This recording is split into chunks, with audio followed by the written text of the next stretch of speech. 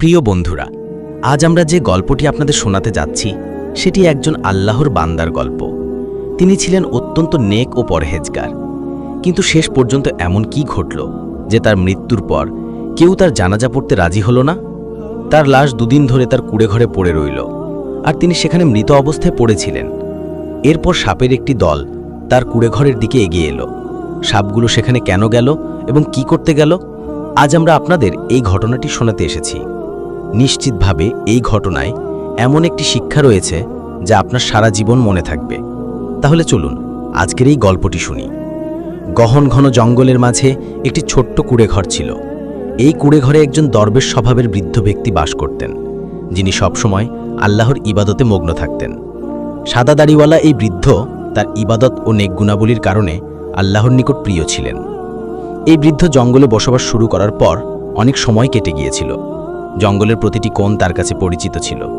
তিনি দুনিয়ার সাথে সমস্ত সম্পর্ক ছিন্ন করে এই জঙ্গলে এসে আল্লাহর প্রতি মনোনিবেশ করতেন এবং নিজেকে দুনিয়া থেকে বিচ্ছিন্ন করে ফেলেছিলেন।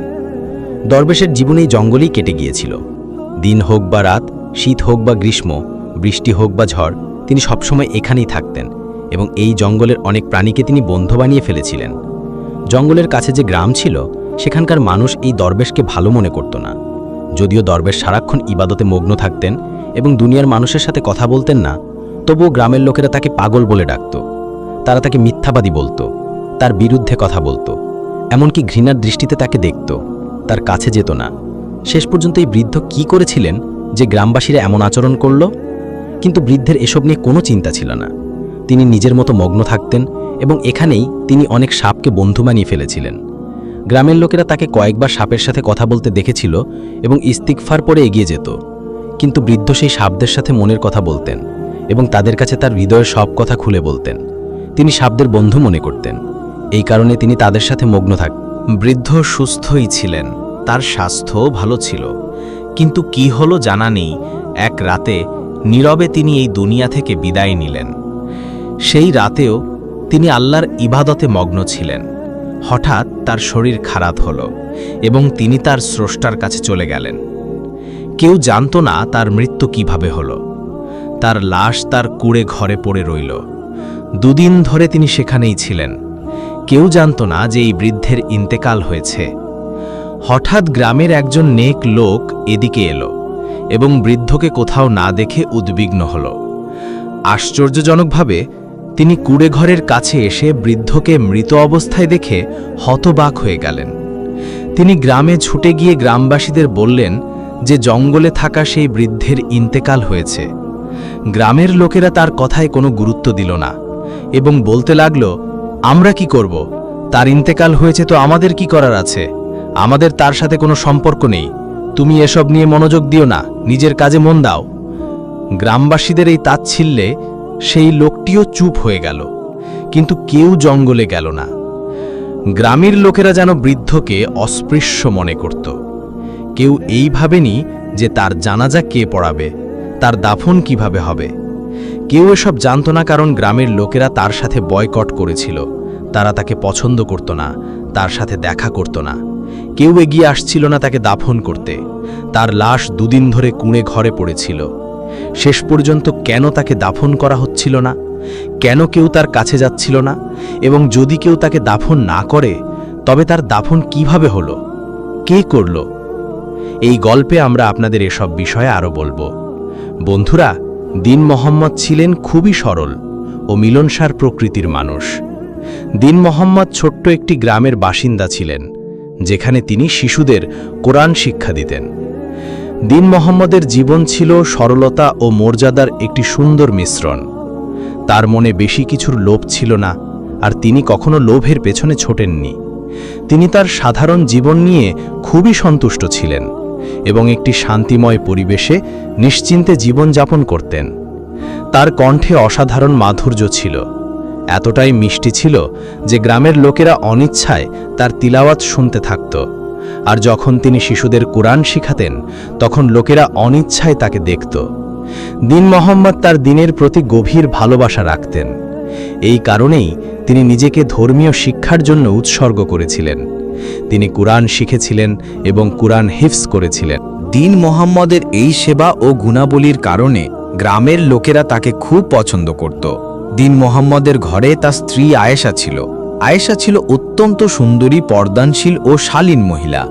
আয়েশা এতটাই সুন্দরী ছিলেন যে তাকে স্পর্শ করলে মনে হতো তিনি নষ্ট হয়ে যাবেন। দীন মোহাম্মদ খুবই ভাগ্যবান ছিলেন যে তিনি আয়েশার মতো একজন সুন্দরী ও ধার্মিক স্ত্রী পেয়েছিলেন। তিনি মন থেকে আয়েশার মূল্যায়ন করতেন, আর এই কারণেই আয়েশাও দীন মোহাম্মদের পাশাপাশি দ্বীনের সেবায় নিয়োজিত ছিলেন। তিনি তার স্বামীর কাজে সাহায্য করতেন। তিনিও ঘরে শিশুদের ধর্মীয় শিক্ষা দেওয়ার কাজ শুরু করেছিলেন। আয়েশার তিলাওয়াতও খুব সুন্দর ছিল এবং তার বয়ানের ধরন ছিল অত্যন্ত মনোরম। এই দুজনের শান্তিময় জীবন খুব ভালোভাবে কাটছিল এবং একে অপরের সঙ্গে তারা খুব খুশি ছিলেন।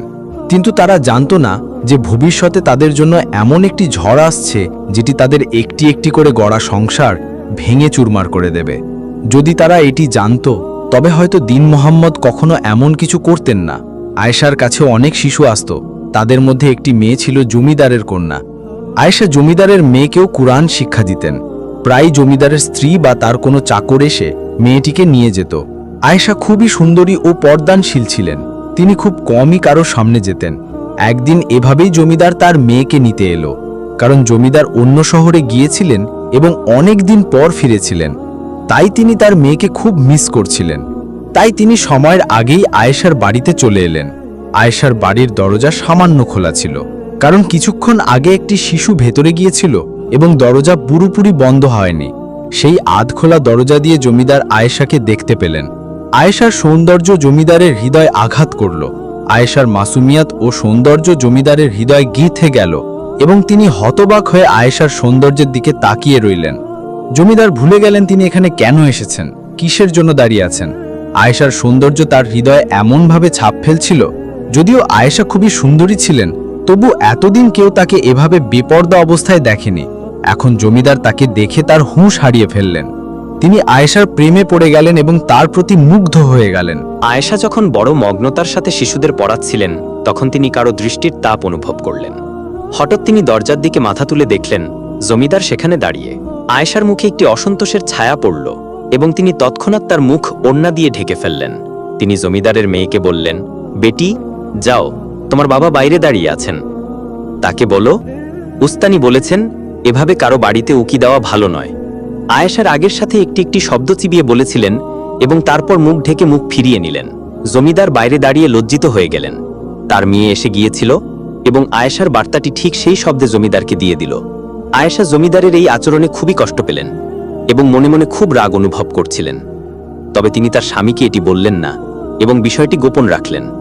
কিছুদিন এভাবেই কেটে গেল। একদিন আয়েশা তার স্বামীর সাথে গ্রামে বেড়াতে বের হলেন। আবহাওয়া ভালো ছিল, তাই দীন মোহাম্মদ আয়েশাকে নিয়ে বাগানের দিকে গেলেন। পথে জমিদারের সাথে দেখা হলো।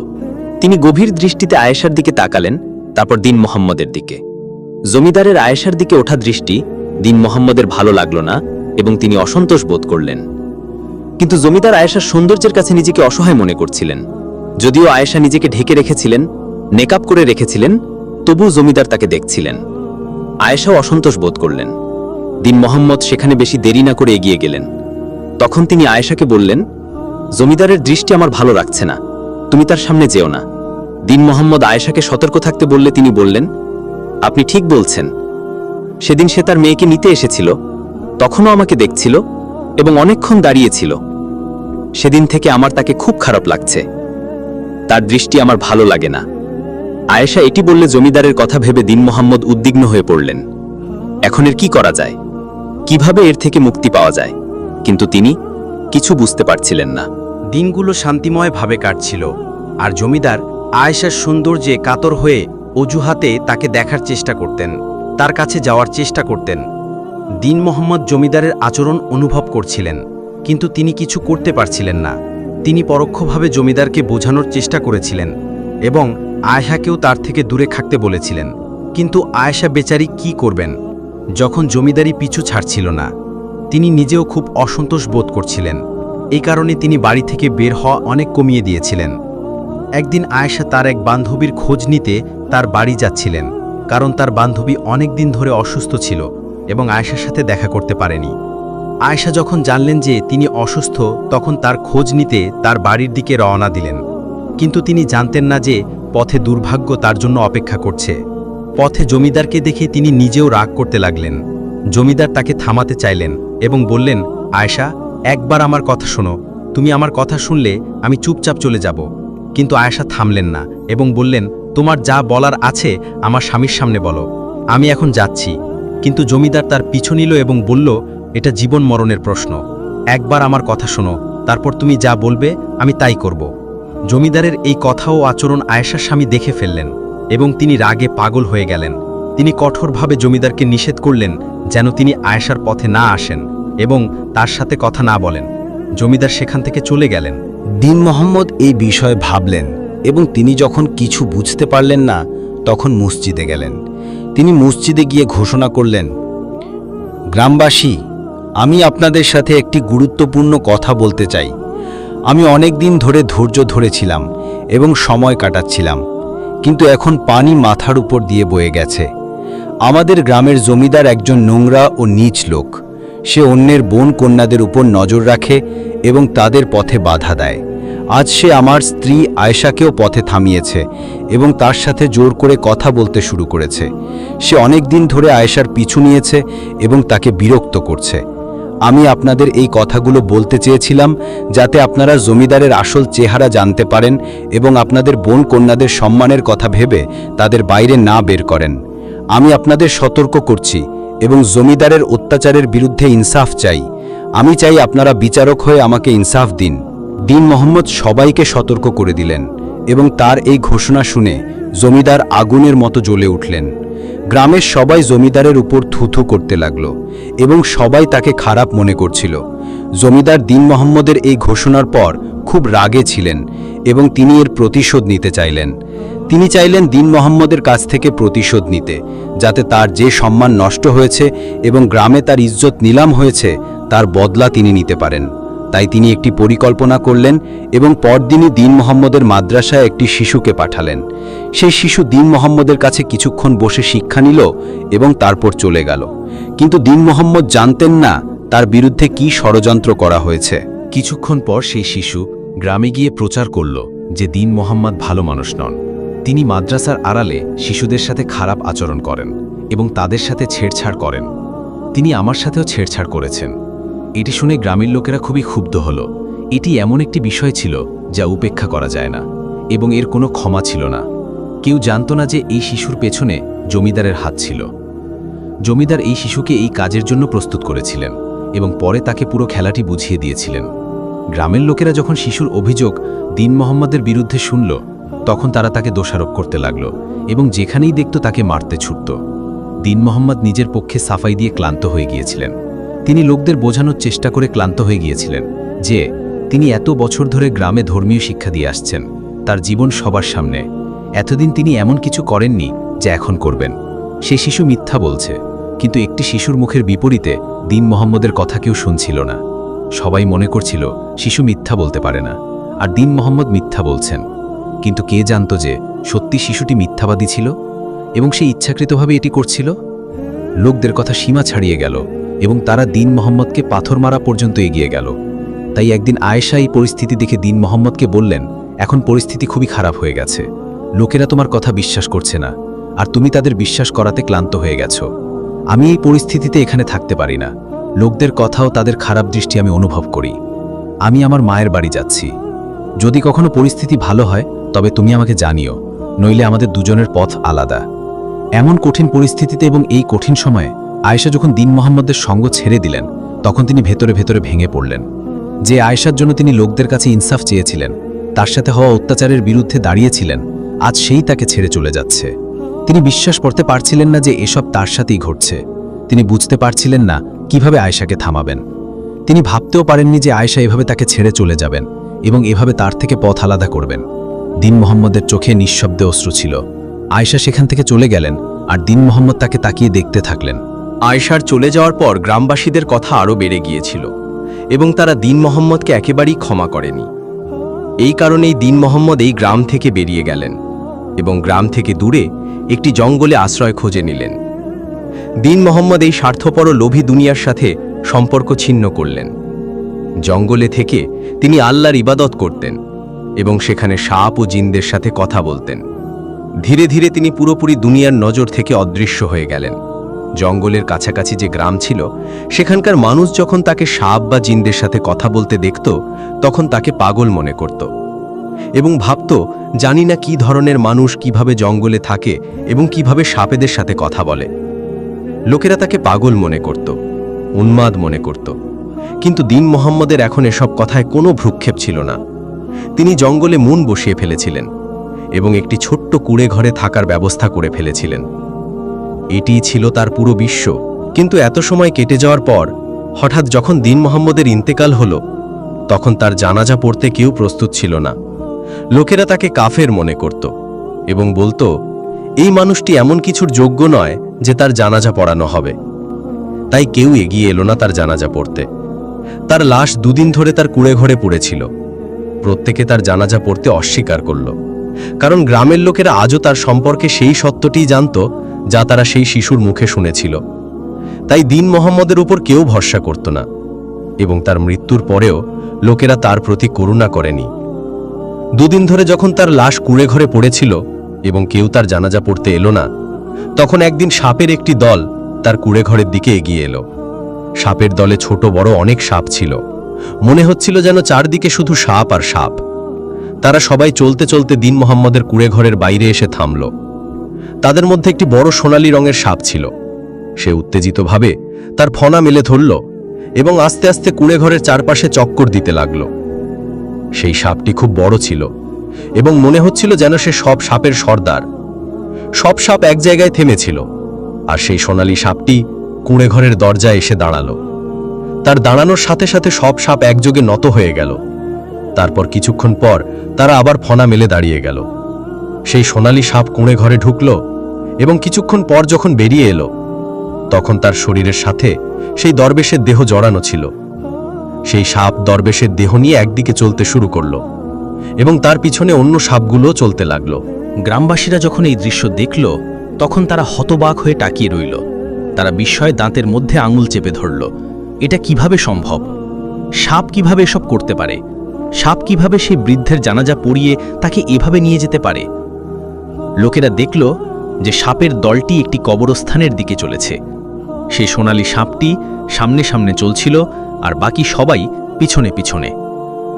সে সাপ কবরস্থানে একটি জায়গায় গিয়ে থামল এবং দেখতে দেখতে সেই জায়গা মাটি ফেটে গেল। সেখানে একটি কবর প্রকাশ পেল এবং পরক্ষণেই সেই সাপ সে বৃদ্ধের লাশ কবরে দাফন করল এবং কবরটি সমান হয়ে গেল। সেই বৃদ্ধ, যাকে কেউ দাফন করতে চায়নি, যার জানাজা কেউ পড়তে চায়নি, যিনি সারা জীবন একটি মিথ্যা অভিযোগ ও নিজ ষড়যন্ত্রের শিকার হয়ে কাটিয়েছেন, যিনি তার সুনাম হারিয়েছেন, তার স্ত্রীকে হারিয়েছেন, তার ঘরবাড়ি ও জীবনের শান্তি হারিয়েছেন এবং সারা জীবন গোশানসীন হয়ে জঙ্গলে কাটিয়েছেন, সেই বৃদ্ধ আজ আল্লাহর পাঠানো সোনালী সাপের হাতে সুপর্দে খাক হলেন। পরদিন গ্রামের সবাই দেখল যে কবরস্থানে সেই বৃদ্ধের কবর থেকে একটি সুগন্ধ ছড়াচ্ছে এবং গ্রামের লোকেরা বিস্মিত হল যে এটা কিভাবে সম্ভব। সেই বৃদ্ধের ইন্তেকালের পর গ্রামের অবস্থা খুবই খারাপ হয়ে গেল। যে গ্রামে আগে সমৃদ্ধি ছিল এবং একটি শান্তিময় পরিবেশ অনুভূত হতো, সেখানে হঠাৎ করে দুর্দশা ডেরা বাঁধল এবং ফসল পুড়ে ছাই হয়ে গেল। এছাড়াও গ্রামবাসীদের পানির সংকটের মুখোমুখি হতে হলো। গ্রামের অবস্থা দিন দিন খারাপ হতে লাগল। লোকেরা না খেয়ে থাকতে বাধ্য হলো, কারণ তাদের ফসল নষ্ট হয়ে গিয়েছিল এবং তারা বুঝতে পারছিল না যে কেন এসব হচ্ছে। তারা তাদের কৃতকর্ম দেখতে পাচ্ছিল না, তাদের খারাপ নিয়তের বোধ ছিল না। ধীরে ধীরে গ্রামে দুর্দশা শুরু হলো এবং তারপর গ্রামের লোকেরা মরতে শুরু করল। একে একে লোকেরা মারা যেতে লাগল। কেউ রোগে, কেউ না খেয়ে, কেউ কোনো কারণে মারা যেতে লাগল। গ্রামে এমন কিছু আগে কখনো হয়নি, কিন্তু এখন অনেক মানুষের মৃত্যু এটি স্পষ্ট করছিল যে নিশ্চিতভাবে এই গ্রাম কোনো বদ্দহার শিকার। এবং এখন সেই বৃদ্ধের ইন্তেকালের পর যখন এই অবস্থা তৈরি হলো, তখন সবাই তাদের ভুল বুঝতে পারল যে অজান্তে তারা একজন ভালো ও নেক মানুষের সাথে কতটা খারাপ আচরণ করেছিল। একজন বৃদ্ধের ধৈর্য পুরো গ্রামকে গ্রাস করল। সেই বৃদ্ধ, যিনি সারা জীবন মানুষের ওপর উপকার করেছেন, তাদের প্রজন্মকে গড়ে তুলেছেন, সেই বৃদ্ধই ইন্তেকালের পর 2 দিন ধরে তার কুঁড়ে ঘরে পড়েছিলেন, কিন্তু গ্রামের লোকেরা তার প্রতি করুণা করেনি এবং তার সেবার কথাও ভাবেনি, বরং তারা নিজেদের তৈরি ও নেতিবাচক কথা ভেবে সেই বৃদ্ধের দাফন করতে পারেনি এবং তারপর আল্লাহর আযাবের শিকার হয়েছে। বন্ধুরা, এটি ছিল আজকের একটি গল্প। নিশ্চিতভাবে আপনারা এটি পছন্দ করেছেন। আমরা আরও এমন নতুন ঘটনা আপনাদের সামনে নিয়ে আসব। ততক্ষণের জন্য আল্লাহ হাফেজ।